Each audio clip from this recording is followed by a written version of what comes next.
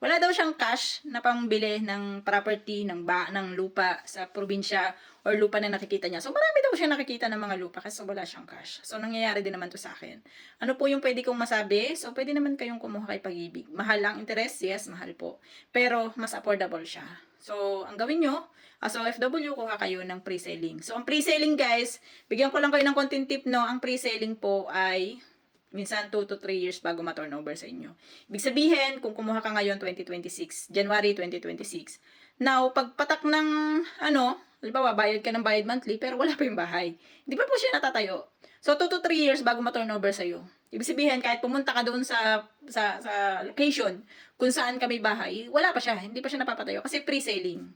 From the root word pre-selling, alam nyo na, nagbabayad ka na, pero hindi pa nabibili yung property, hindi pa nabibigay sa'yo. So, ganun po siya. Mas mura siya, guys. No? 20 to 40% yung down ng kanyang price kapag ganun. So, anong kagandahan dito sa pre-selling? Magbabayad ka ng equity every month. So, mga nasa 2 years yun. Minsan, 28 months. Minsan, 32 months. Yun, ganun yung pagbabayad ng equity. And then, pag nabayad ng equity, mag-i-stop siya. Mag-i-stop siya, hihintayin na ma-turnover kay Pag-ibig yung bahay. And then, pag na-turnover kay Pag-ibig ang bahay, dun pa lang guys, start yung 30 years na binabanggit natin. Kung 30 years yung kukunin nyo. Sa pre-selling po ba, halimbawa nasa equity pa lang, nagkaroon ka ng extra na pera, gusto mong bayaran ng mas malaki. For example, ang iyong monthly sa equity is 8,000, nagkapera ka, dinagdagan mo, ginawa mo 10,000, pwede po yun. So, ibig sabihin, liliit yung loanable amount mo kay Pag-ibig kapag na-forward na siya kay Pag-ibig. So, ganun po yun. Kasi ang equity, wala po siyang interest. So, kung magkano yung 10 yata yun, 10 or 20% ng bahay, yun po yung babayaran mo equity. I think nasa 10. Yun, ganun. Tapos, kapag ganun guys, yung nangyari sa inyo, sa pre-selling yan, after 3 years, sabihin natin ma-turnover sa inyo si bahay. Kasabay nun, magbabayad na rin kayo kay Pag-ibig.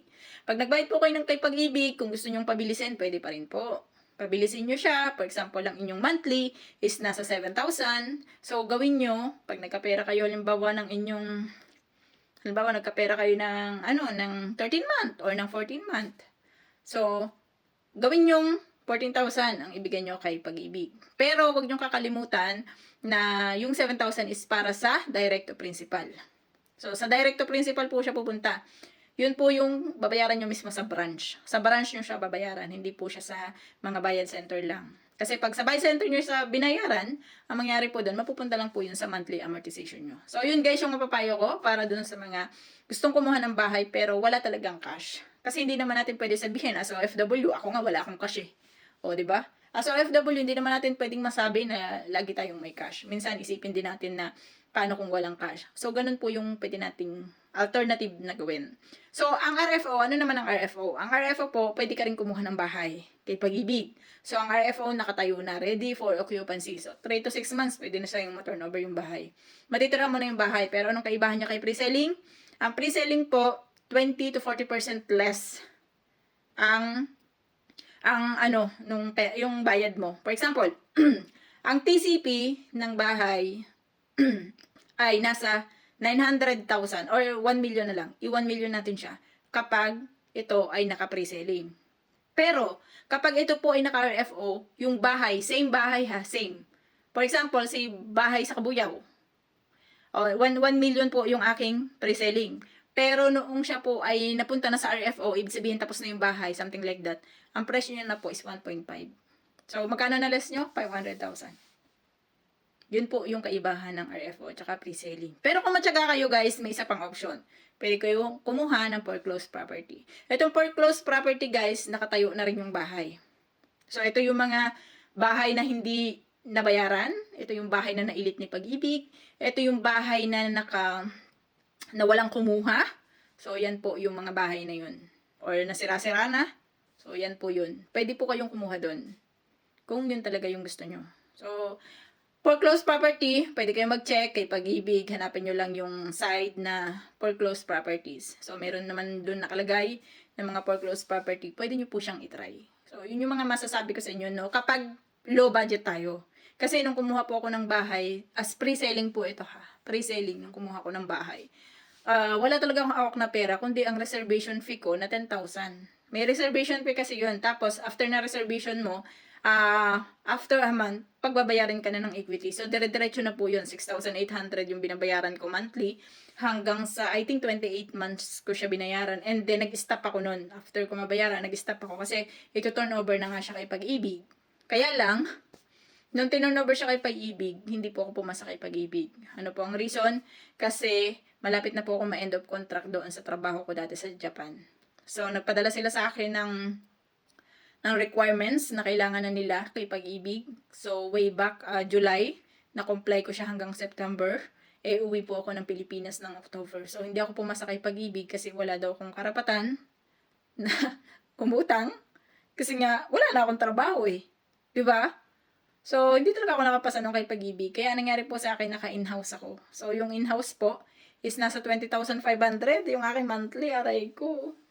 20,500 po yung aking monthly doon. So, masakit talaga siya. Imagine niyo sa loob ng isang taon, gaano kalaking pera ang mawawala sa'yo or ang maiibayad mo doon. Nasa 215 mahigit.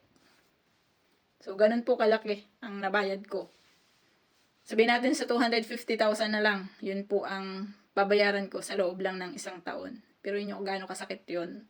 Wala kang trabaho kasi pandemic. Nagkautang-utang po talaga ako nun. Pero guys, kapag desidido kayo sa pagkuha ng bahay, it doesn't matter kahit nahihirapan kayo. Nung time na yon, hindi ako sumusuko. Alam ko na hindi ko kaya. Pero sabi ko, hindi naman ako bibigyan ni Lord ng problema na hindi ko kaya.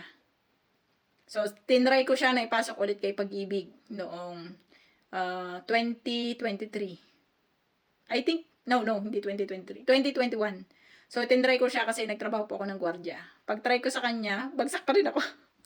Hindi naabot ng aking requirements sa sahod. Kasi po, ang dapat na sinasahod ko sa loob ng isang buwan, kasi di ba meron yung monthly na dapat sinasahod mo. Ang dapat na sinasahod ko is nasa 25,000 pataas. Eh, ang sinasahod ko lang po doon sa payslip ko is wala pang 20,000 bilang ako ay gwardiya. So, bagsak na naman. Kaya pinilit ko na lang. So sabi ko, sige. Kaya ang pinapayo ko po doon sa ibang nanonood, no? Kapag hindi kayo ganun kadesididong kumuha ng bahay, wag na kayo munang kumuha. Hintayin nyo yung perfect timing na desidido na kayo. Kasi kapag nakakuha kayo ng hindi kayo ganun kadesidido, ang magiging ending po niyan, hindi nyo itutuloy yung bahay kasi mahihirapan kayo. Hindi talaga pwede na nakapundar kayo ng isang property na hindi nyo mararanasan yung burden, yung pagod, yung hirap. Hindi po madali. Akala nyo lang pag may nagsasalita sa inyo, mga ano na andaling kumuha ng bahay. Ganon. Madali lang yan. Monthly ka lang magbabayad. Hindi po siya ganon kadali. Kaya ako na nagsasabi sa inyo guys, kung kayo ay hindi ganon kadesidido, wag muna kayong kumuha. Hintayin nyo yung perfect timing. Hintayin nyo yung perfect opportunity para sa inyo. Hintayin nyo na mag-grow yung mindset nyo bago kayo kumuha ng bahay. Kasi, alam mo yan kahit 6,000 or 7,000 lang yung monthly na nababayad mo dun sa bahay, parang pag-iisipin mo, 30 years mo siyang babayaran. Sobrang depressed ang aabutin nyo. So, yun lang.